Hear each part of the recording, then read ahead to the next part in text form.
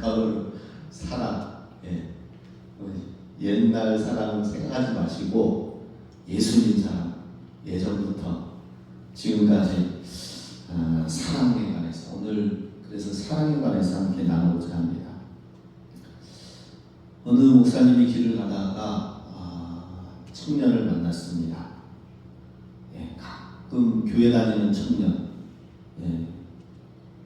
근데 예전만 못한 열심을 가지고 있는 청년을 바라보면서 갑자기 이제 그 목사님이 그 청년을 바라보면서 속상한 마음이 들었습니다. 그래서 얼굴이 수심이 가득한 모습으로 그 청년이 이렇게 가까이 지나갔더니 그 청년이 보고 아유 목사님 안녕하세요.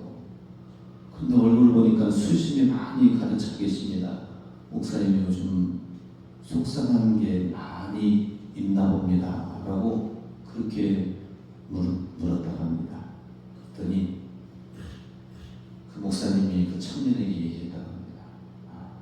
누가 나를 가장 속상하게 하느냐? 그것은 바로 지금 물어보고 있는 청년 자네가 나를 속상하게 하는 것이다.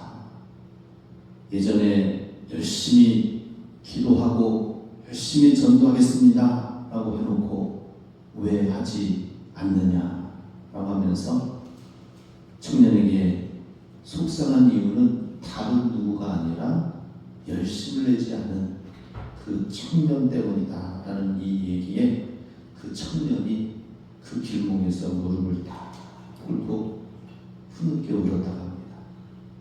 이전에 내가 열심히 주님을 믿고 따르고 섬기겠다고 했었는데 내가 왜 이렇게 건성건성으로 예배만 드리며 다닐까? 그런 마음이 매우 울었다고 합니다. 그랬더니 그 무릎 꿇고 우는 청년을 보고 목사님도 같이 함께 흐느껴 울었다라는 얘기를 들었습니다. 이것은 실화고요. 그 얘기를 듣고 한번 생각해 보시기 바랍니다. 우리 성도님들은 요즘 속상한 부분이 있습니까? 속상한 일이 없으면 좋겠죠, 그죠? 근데 저는 속상한 일이 무엇보다도 속상한 일이 무엇일까 생각하다 보니까 바로 누가 아니라 바로 내가 나를 속상하게 하는 것이다 하는 것입니다.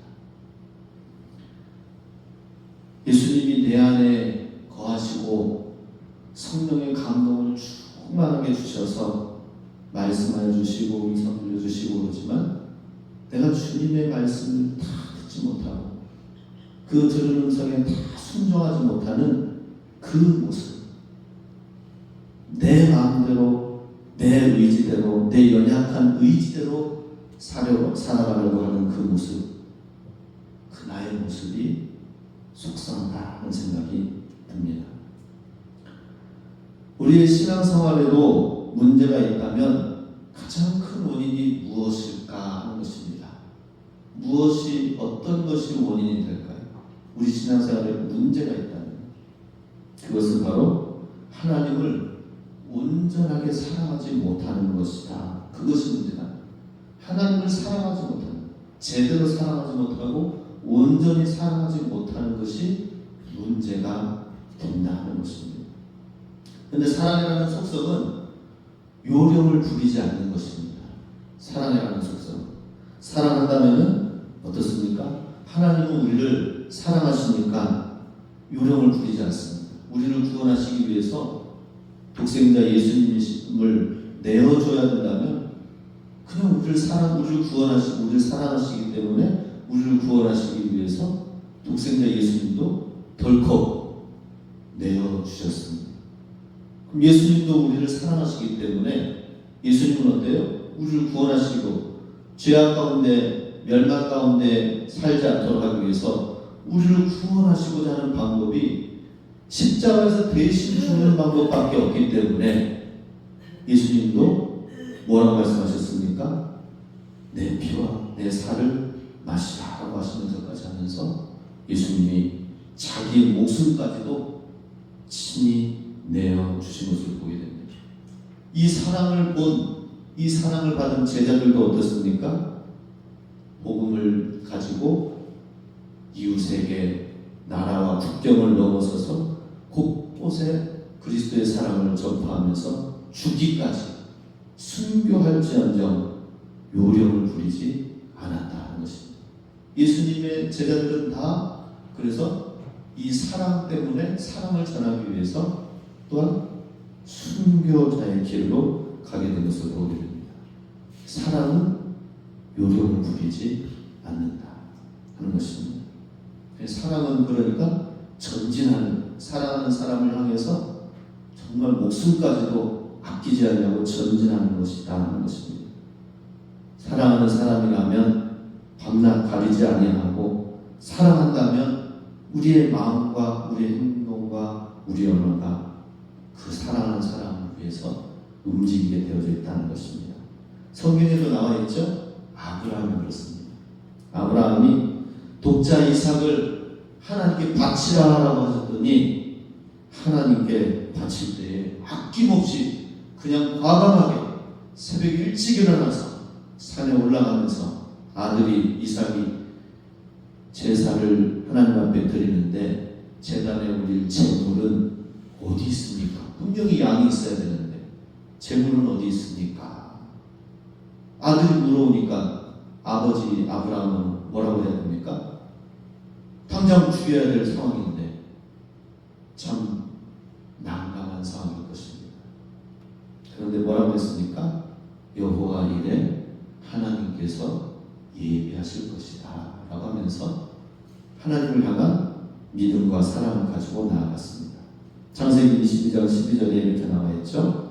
사자가 가라사대 그 아이에게 내 손을 대지 말라. 아무 일도 그에게 하지 말라. 내가 내 아들 내 독자라도 내게 아끼지 아니했으니 내가 이제야 내가 하나님을 경외하는 줄을 아노라.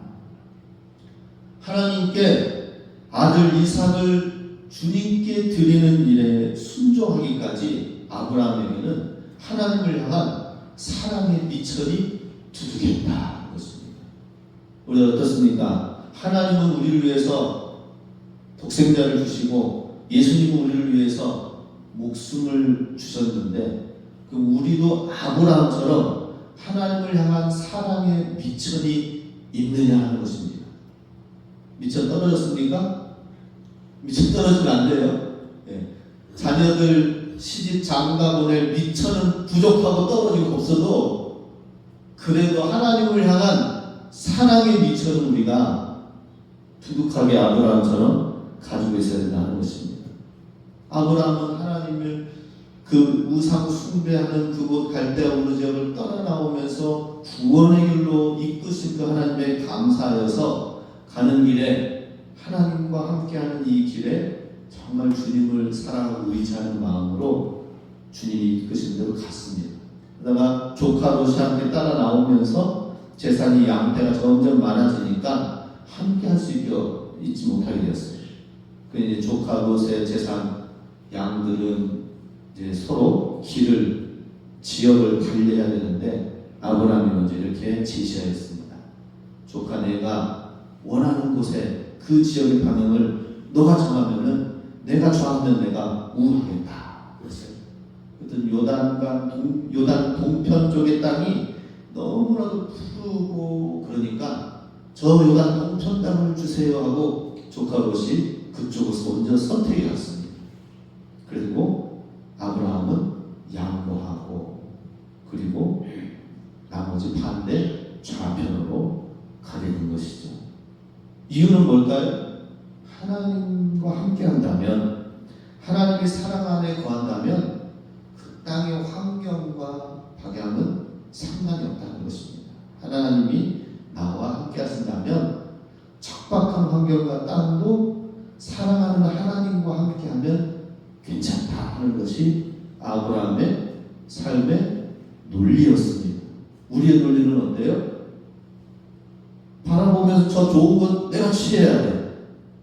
이건데 아브라함은 갈대아우로 떠나나오면서 예수님을 믿고 하나님을 믿기 시작하면서 하나님을 향한 사랑을 아주 신실하게 하나님을 의지하고 함께 가졌다는 것입니다. 나중에는 독자 이삭까지 내어주기까지 사랑의 미천이 얼마나 든든하고 두둑한가 하는 것입니다. 오늘도 하나님의 사랑이 이 가을에 더욱 깊어지고 가득 채워질 수 있게 바랍니다. 그래서 이 사랑이 우리 안에 있으면 모든 것을 내어주는 힘이 된다는 것입니다. 오늘 본문 말씀 잘 아시는 요한복음 3장 16절 같이 함께 읽습니다. 하나님이 세상을 이처럼 사랑하사 독생자를 주셨으니 이는 그를 믿는 자마다 멸망하지 않고 영생을 얻게 하려 하심이라. 독생자를 주셔서 우리를 구원하시기 위해서 예수님이 십자가의 길을 걸으셨습니다. 예수님께서는 우리를 위해서 어땠습니까?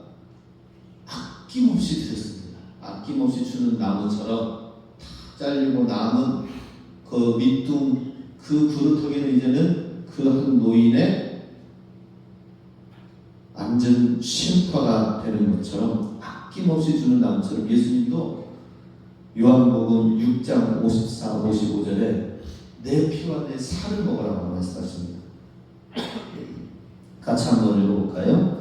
내 살을 먹고 내 피를 마시는 자는 영생을 가졌고 마지막 날에 내가 그를 다시 살리리니 내 살은 참된 양식이요 내 피는 참된 음료로다. 내 피와 내 살을 마시라 하면서 아낌없이 주시는 것입니다. 그 우리의 양식은 그냥 먹는 쌀, 그냥 먹는 음료가 아니라 그것만 있는 게 아니라 우리가 먹어야 될 양식은 따로 있는 것이죠. 예수님이 주시는 참된 양식을 먹어야 됩니다. 참된 음료를 먹어야 됩니다. 간하지 말아야 됩니다. 우리가 빈곤하지 말아야 됩니다. 우리의 생각은 예수님으로 부유해져야 됩니다.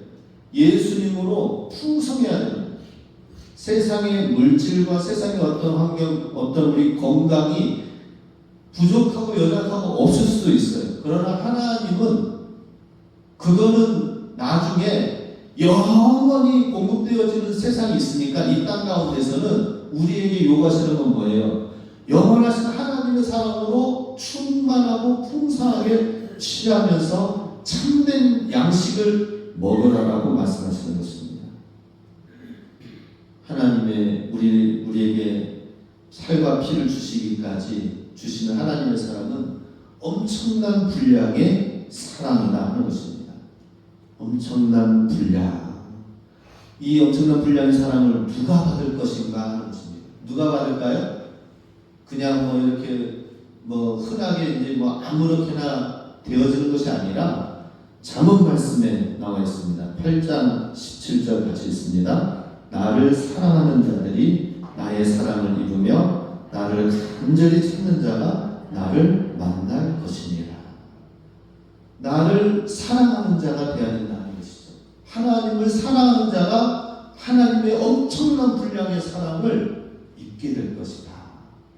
그리고 간절히 찾는 자가 하나님을 만난다고 말씀하고 있습니다. 그런데 우리가 하나님을 잘 찾지 않아요. 하나님을 사랑하지 않아요. 그러다 보니까 우리는 다른 일 관심 있고 다른 것을 찾고 다른 것을 세상의 것을 사랑합니다. 그러니까 하나님이 어떻게 해요?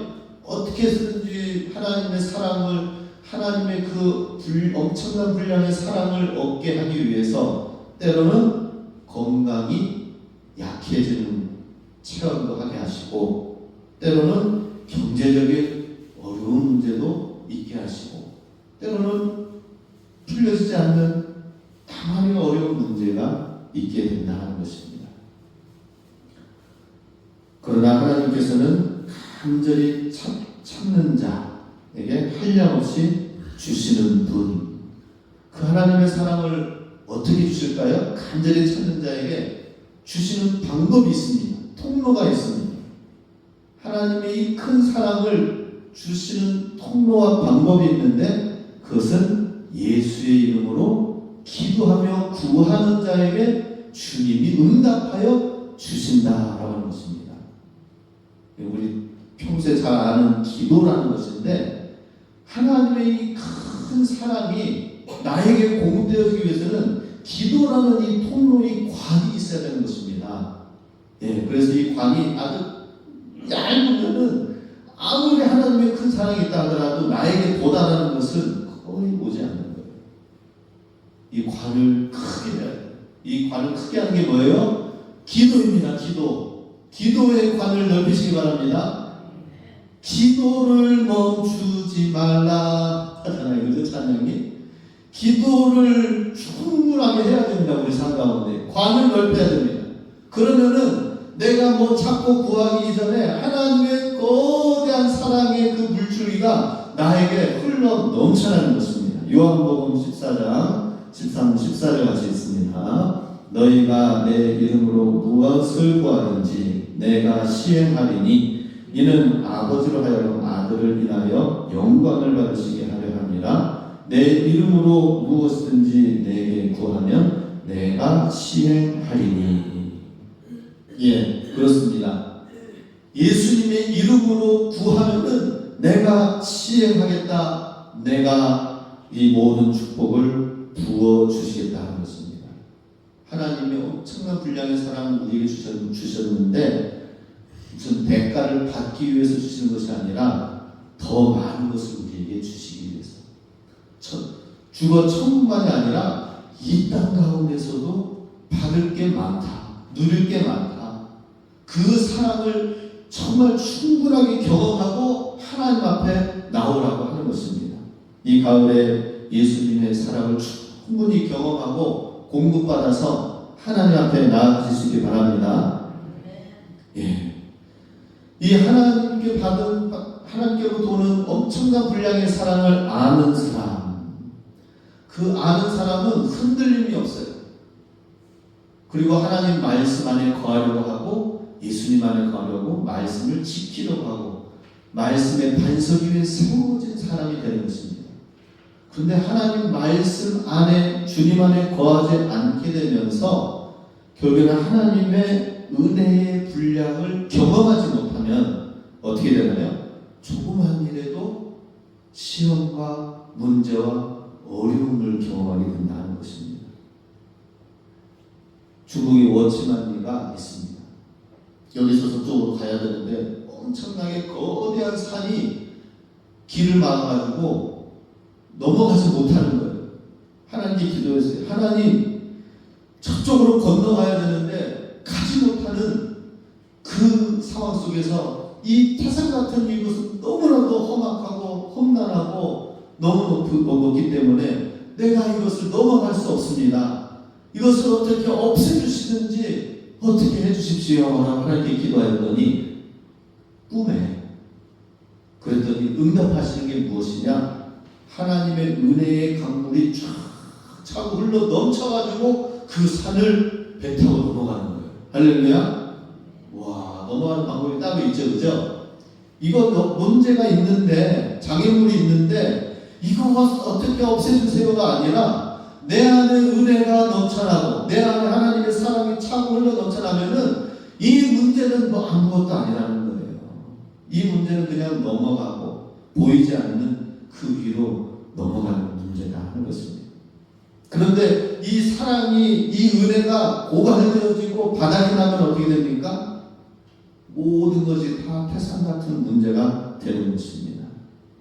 신앙생활 하다가 시험에 빠지는 이유가 무엇입니까? 하나님의 그 크신 사랑 안에 내가 있는데도 불구하고 그 사랑을 받은데도 불구하고 감사하지 않아요. 찬양하지 않아요. 하나님 주신 영생의 가치를 소멸시키고 무시하고 하나님이 주신 능력을 우리가 사용하지 않고 경험하지 못하고 무기력한 채 남아있기 때문이라는 것입니다. 우리는 정말 조금만 기도하고 하나님 앞에 나아가면 하나님의 은혜가 이렇게 내 주님의 사랑이 넘쳐가고 있구나. 그래서 문제가 되지 않는다 하는 것입니다. 그래서 우리 정말 하나님이 베푸시는 그 사랑, 왜 하나님의 말씀 안에, 계명 안에 또 주님이 주시는 기도와 주님 안에 거해야 될 일을 하라고 하시는가? 성경, 구약 성경에 하는 예를 보여주셨습니다. 이스라엘 민족이 하나님 말씀을 지키지 않을 때마다 문제가 생겼는데 안식일을 기억하여 거룩히 지키라는 말씀을 지키지 않았을 때는 안식일이 없는 아수르 지역에 포로로 끌려가게 됐어요. 이스라엘 백성이 안식일을 정말 중심을 가지고 하나님 앞에 지키고 그날은 쉬고 온전히 하나님을 찬양하고 예배드려야 되는데 안식일의 정신이 다 무너졌어요. 형식적으로만 드리고 그냥 나 왔습니다 이것만 되는 것이지 안식일의 계명이 무너지니까 아수르에게 포로로 끌려가게 됐어요. 그 아수르는 얼마나 흉악한지 이 고대 중운동 지방을 다 통합하면서 정책이 하나 있습니다. 가장 포악하게 포로민들을 죽이고 무너뜨리고 포로로 끌고 오고 그 땅에는 이쪽에 있는 아수르 민족들을 그쪽으로 보내서 지도하고 지휘자가 되고 그러면서 완전히 악랄한 수법으로 하게 됐어요. 그런 아수르 제국에 포로로 끌려간 사람들은 어때요? 얼마나 안식 없는 삶, 두려움과 굉장히 고통 가운데 삶을 살게 된 것입니다. 그 다음에는 바벨론으로 포로로 끌려가게 됐죠. 하나님께서 너를 위하여 우상을 만들지 말고 하늘 위로나 아래로나 아무 형상도 만들지 말라라고 했지만 이스라엘 백성들이 우상 숭배를 하는 거예요. 재물도 좋다, 저것도 좋다 하면서 하나님보다 더 가치 있는 다른 것을 만들어 놓기 시작하는 거예요. 그리고 다른 지역에 좀 더 발달돼 있고 뭔가 또 괜찮다고 하는 옆에 나라에 그 우상을 들어와 가지고 우리도 이러한 신의 우상을 만들면 이러한 축복이 있을 것이다 하면서 자꾸 하나님으로부터 오는 축복을 생각하지 아니하고 다른 세상으로부터 오는 축복의 방법을 구하다 보니까 이스라엘 백성이 결국에는 우상 숭배하는 바벨론으로 끌려갔습니다. 바벨론 신상 앞에 절해야 되는 것입니다. 참으로 어려운 상황이죠. 하나님 말씀을 우리가 지켜야 될 이유가 있습니다. 지키면 그 안에 사랑과 은혜와 보호가 있는데 지키지 않으면 그것으로 인해서 안식을 잃어버리고 평안을 잃어버리고 우상 숭배하는 바벨론으로 끌려가서 내가 원치 않는 것을 섬겨야 돼. 내가 원치 않는 다른 사람의 종이 되고 내가 원치 않는 다른 물질의 종이 되고 내가 원치 않는 다른 어려운 문제, 질병의 종이 되고 수많은 일들이 종으로 빼앗겨지게 된다는 것입니다. 하나님을 뜨겁게 사랑하시기 바랍니다. 하나님을 사랑하는 게 가장 축복이다 하는 것입니다. 요한복음 13장 34, 35절 예수님이 새 계명이라고 말씀해 주셨습니다. 같이 읽습니다. 새 계명을 너희에게 주노니 서로 사랑하라. 내가 너희를 사랑한 것 같이 너희도 서로 사랑하라. 너희가 서로 사랑하는 이로써 모든 사람이 너희가 내 제자인 줄 알리라. 예수님께서도 구약 시대부터 내려왔던 그 사랑하라는 말씀 그대로 있습니다. 그것을 다시 한번 새롭게 포장해가지고 줄 테니까 다시 이 사랑을 새로운 마음으로 사랑하라라고 말씀하십니다. 예수님을 따르던 베드로가 예수님 십자가 앞에서 다 부인하고 도망가고 그 다음에 자기 고향으로 돌아갔습니다. 그럼 예수님과의 이런 관계가 끝입니까? 아니요. 부활하신 예수님 어떻게 했습니까? 그 고향 갈릴리 어부들이 있는 그 호숫가에 찾아가서 그물질하고 고기 잡고 있는 베드로에게 나아갔습니다. 배 오른편으로 그 물을 던져보아라 라고 말씀하시고 거기에 이제 그 물에 배가 가득 채워지니까 다시 베드로가 이거는 내가 예수님께로부터 처음 부름 받을 때에 주님이 나를 배 오른편으로 깊은 데로 가서 그 물을 던지라고 했을 때 큰 축복의 역사로 말미암아 예수님을 믿기 시작한 그 음성이 생각이 났습니다. 다시 주님 앞에 수용해가지고 그 가로 나와서 예수님 앞에 나왔을 때에 예수님이 한 가지 딱 물은 질문이 있죠. 아시죠? 무엇입니까? 아가페스네, 내가 나를 사랑하느냐 라고 했습니다. 그 한 가지 물었습니다. 내가 나를 사랑하느냐. 예수님께서 다른 거 묻지도 않았습니다. 다시금 큰 능력 가운데 쓰임받고 하려면은 너 저기 월정사 저기 가서 1,000배 1만 배 해. 그렇게 하지도 않았어요. 몇 가지 여기서 또 고생 하라고 하지도 않았습니다. 어떤 자격을 갖추고 오라고 하는 것도 아니었습니다. 단순한 질문 하나. 내가 나를 사랑하는 줄. 주님, 제가 주님을 사랑하는 줄 주님이 아십니다. 라고 고백했습니다.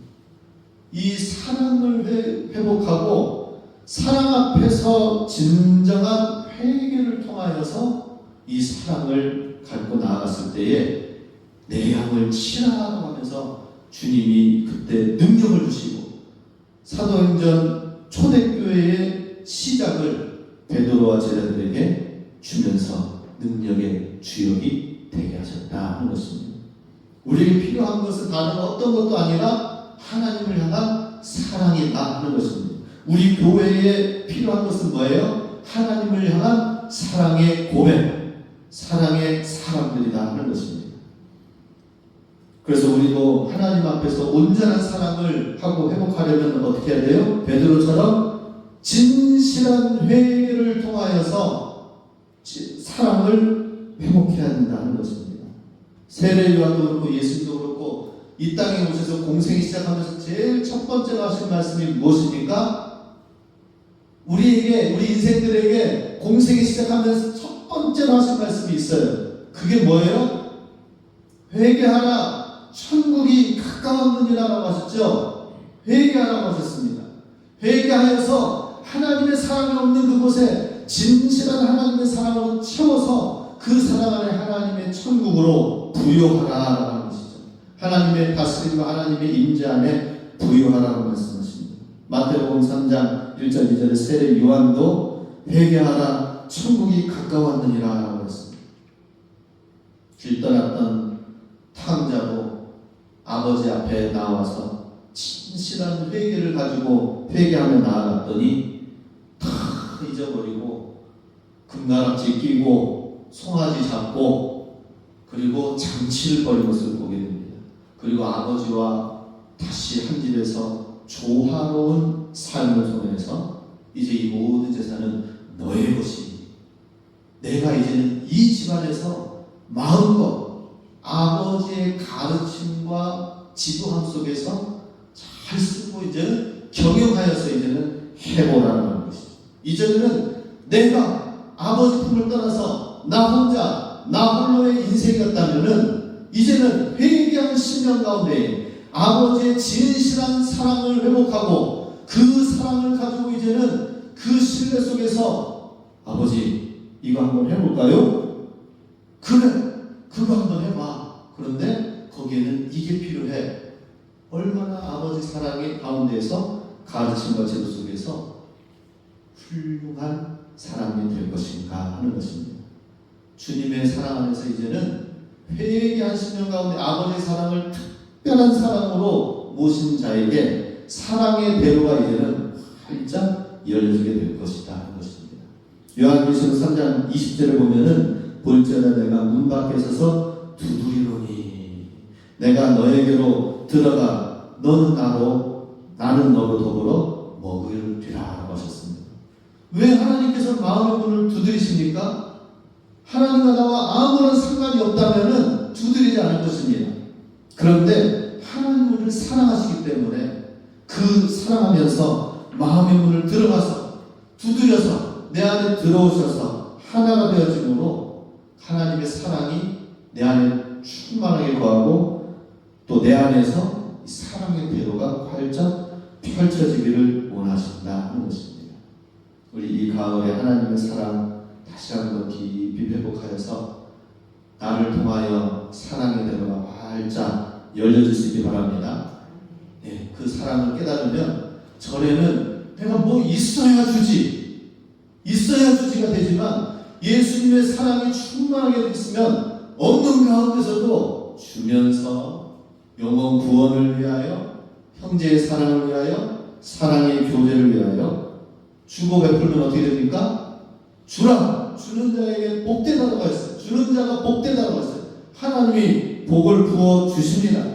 천국의 기쁨으로 보여주시고 또 천국에 상급이 있게 해주시고 면류관 주시고 이 땅 가운데서도 영혼과 사람을 얻게 된다 하는 것입니다. 그래서 우리 주님의 예수님이 받은 사랑으로 우리가 살면서 사랑의 작품을 하나둘씩 만들어 가시기 바랍니다. 우리 삶 속에 어떻게 하면 내가 주님의 사랑을 베풀어서 예수님을 알게 하고 예수님의 작은 사랑을 함께 나누면서 정말 서로 하나된 가운데에 이웃과도 더불어 잘 지내고 자녀들과도 잘 지내고 그러면서 어떻습니까? 사랑의 작품을 만드는 시간들을 하나님이 만들어 줄 것입니다. 사랑의 작품을 하나씩 만들면 어떻게 될까요? 다니엘 기도회처럼 간증의 주인공이 될 줄로 믿습니다. 자, 우리 사랑의 대로가 되기 위해서 우리 마지막으로 마가복음 10장 43, 44절 주님의 섬기는 종이 되라 하는 말씀 같이 함께 읽습니다. 너희 중에 누구든지 크고자 하는 자는 너희를 섬기는 자가 되고 너희 중에 누구든지 으뜸이 되고자 하는 자는 모든 사람의 종이 되어야 하리라. 우리 종으로 이 땅에 오신 예수님, 우리도 이제 사랑의 종이 되어서 섬기는 삶 속에 얼마나 하나님이 풍성하게 채워주시는지 그 사랑의 작품을 이루어가는 축복의 가을 되시길 주의 이름으로 축원합니다. 아멘. 기도합니다.